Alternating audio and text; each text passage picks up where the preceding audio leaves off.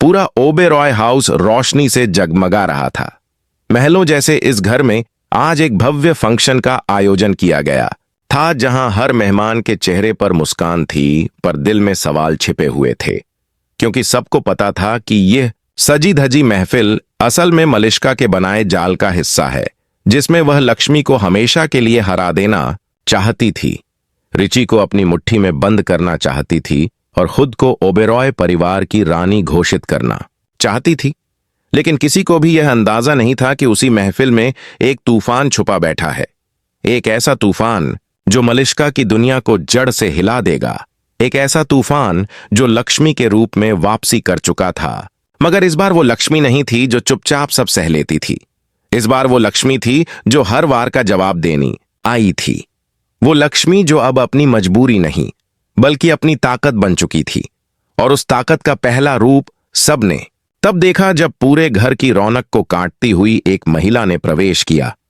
लाल रंग की बनारसी साड़ी में, माथे पर बड़ी बिंदी, आंखों में काजल का गहरापन, होठों पर आत्मविश्वास की मुस्कान और चाल में वो ठहराव जो एक विजेता की निशानी होता है, वो लक्ष्मी थी। बिल्कुल बदली हुई, बिल्कुल नई और इतनी खूबसूरत कि रिची की सांसें थम गईं, उसकी आंखें भर आईं, मलिष्का के पैरों तले जमीन खिसक गई और नीलम के चेहरे पर एक ही सवाल उभरा, ये कैसे लौट आई? मगर लक्ष्मी लौटी नहीं थी, वो उठ खड़ी हुई थी और उसके पीछे एक तूफान था, सच का तूफान। पिछले कुछ हफ्तों से जब सबको लगा कि लक्ष्मी इस शहर से कहीं दूर जा चुकी है, किसी मंदिर में साध्वी बन बैठी होगी या फिर रो रो कर अपनी किस्मत को कोस रही होगी, उसी वक्त वो एक अलग मिशन पर थी।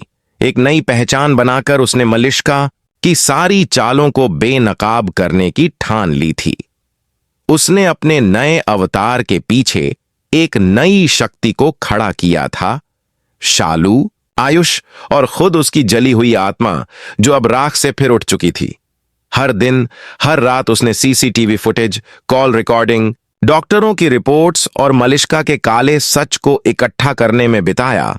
उसने विक्रांत और मलिष्का के बीच की डील का पता लगाया। उसने वो आवाज रिकॉर्ड की जिसमें मलिष्का खुद मान रही थी कि रिची का एक्सीडेंट सिर्फ एक इत्तेफाक नहीं, उसकी खुद की रची गई साजिश थी। और फिर जब सारे सबूत तैयार हो गए, तब लक्ष्मी ने फैसला किया कि अब खेल खत्म करने का वक्त आ गया है। ओबेरॉय हाउस में मलिष्का और रिची की सगाई की पार्टी की तारीख घोषित हुई। हर तरफ तैयारियां शुरू हो गईं, मीडिया को इनवाइट भेजा गया, डेकोरेशन, डीजे, फूलों से सजा महल, पर असल साजिश लक्ष्मी ने रची थी और इस बार वो साजिश इंसाफ की थी। पार्टी के दिन जैसे ही मलिष्का स्टेज पर पहुंची और सब कुछ परफेक्ट लग रहा था, उसी वक्त दरवाजे पर तेज हवाओं के साथ एक आकृति खड़ी हो गई। लक्ष्मी, हर कैमरा उसकी तरफ घूम गया, हर नजर ठहर गई और रिची की धड़कनें तेज हो गईं। ये सपना है या हकीकत? मगर ये हकीकत थी और हकीकत अब किसी को नहीं बख्शने वाली थी। लक्ष्मी सीधी स्टेज पर पहुंची, माइक थामा और बोली, इस सगाई से पहले कुछ बातें जानना जरूरी है, खासकर तब जब दुल्हन बनने वाली लड़की का अतीत झर से भरा हो। फिर उसने वो सबूत एक एक करके सबके सामने रखे, audio clips, video footage, doctor की फर्जी रिपोर्ट्स और मलिष्का की घिनौनी साजिशें। नीलम चीख पड़ी, ये सब झूठ है, लक्ष्मी झूठ बोल रही है। मगर आयुष ने सामने आकर कहा, नहीं मम्मी, ये सब सच है, हम सब ने मिलकर इसकी तफ्तीश की है और ये रिपोर्ट्स फॉरेंसिक डिपार्टमेंट से आई हैं। मलिष्का के चेहरे से जैसे सारा खून उतर गया। वो बार बार सफाई देने लगी, नहीं, ये सब लक्ष्मी की चाल है, वो मुझे नीचा दिखाना चाहती है, रिची मेरा है, उसका नहीं। लेकिन तभी शालू ने आगे बढ़कर उसे एक तमाचा मारा और बोली, तेरे जैसे धोखेबाज का पर्दाफाश करना ही मेरी बहन का मकसद है और अब तू बचेगी नहीं। भीड़ में हलचल मच गई, मीडिया लाइव जा चुका था, सोशल मीडिया पर ट्रेंडिंग टॉपिक बन गया, मलिष्का की साजिश का पर्दाफाश, आटिल लक्ष्मी की नई पहचान और नया बदला, और रिची की असली मोहब्बत कौन? रिची एकदम चुप था, उसके चेहरे पर शर्म और पछतावा था। उसने लक्ष्मी की तरफ देखा और बोला, मुझे माफ कर दो लक्ष्मी, मैंने तुम्हें कभी नहीं समझा। लक्ष्मी की आंखों से आंसू निकले, पर उसकी आवाज अब भी मजबूत थी, माफी उस वक्त मांगनी चाहिए थी जब सबने मुझे छोड़ दिया था। अब सिर्फ एक वादा चाहिए, सच का साथ देना। पुलिस आई और मलिश्का को अरेस्ट कर लिया गया। उसके चेहरे पर हवाइयां उड़ रही थीं। वो चिल्ला रही थी, रिची कुछ तो बोलो, ये सब झूठ है। लेकिन अब कोई उसे सुनने वाला नहीं था। नीलम शर्म से जमीन में गड़ गईं।